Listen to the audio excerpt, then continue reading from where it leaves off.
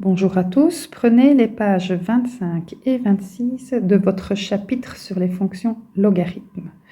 Tout d'abord, le point 1.15 ne sera pas vu cette année-ci, puisque en fait votre calculatrice Casio est suffisamment performante. Donc si on veut utiliser la formule de changement de base, on utilisera la touche adéquate de la calculatrice. Je vous montrerai tout ça lorsqu'on se reverra en classe. Maintenant, nous allons voir les nouvelles formules de dérivées. Je dirais même les dernières formules de dérivées. Je vais d'abord passer en revue les formules de dérivée des fonctions exponentielles. La première que nous avons déjà vue, c'est la dérivée de e de x. La dérivée de e de x donne e de x. Donc je peux d'abord résoudre le premier exemple, petit a, e de x dérivée, c'est tout simplement e de x. C'est la seule fonction, telle que si on la dérive, on retombe sur cette fonction exponentielle e de x. Formule suivante, la dérivée de e exposant autre chose que x. La formule, c'est f' fois e exposant f. Donc j'applique cette formule dans l'exemple B. E exposant 2 moins x dérivé, ça nous donnera 2 moins x prime fois e exposant 2 moins x. La dérivée de 2, c'est 0 puisque c'est une constante. La dérivée de moins x, c'est moins 1. Et puis je recopie e exposant 2 moins x, ce qui nous donne moins e exposant 2 moins x. Prenons la formule suivante. La dérivée de a exposant x. A, ça signifie que c'est n'importe quelle base autre que e. La dérivée de a exposant x, c'est a exposant x fois la constante ln de a.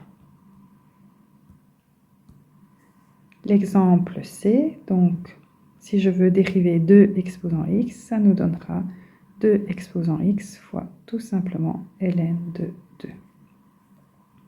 Et dernière formule sur les fonctions exponentielles, la dérivée de a exposant autre chose que x, ce sera f' fois a exposant f fois ln de a. J'applique cette formule dans l'exemple D. Je veux dériver 3 exposant 2x plus 1, donc ce qui nous donne 2x plus 1 à dériver, fois 3 exposant 2x plus 1 fois ln de 3. La dérivée de 2x, ça fait 2. La dérivée de 1, c'est une constante, donc ça donne 0. Donc je n'ai plus qu'à recopier 3 exposant 2x plus 1 fois ln de 3. Maintenant, voyons les nouvelles formules de dérivée, les dernières formules de dérivée sur les fonctions logarithmes. Première formule, ln de x dérivée, c'est tout simplement 1 sur x. Je peux alors prendre l'exemple à la page suivante. Ln de x dérivée, c'est 1 sur x. Je reviens, formule suivante.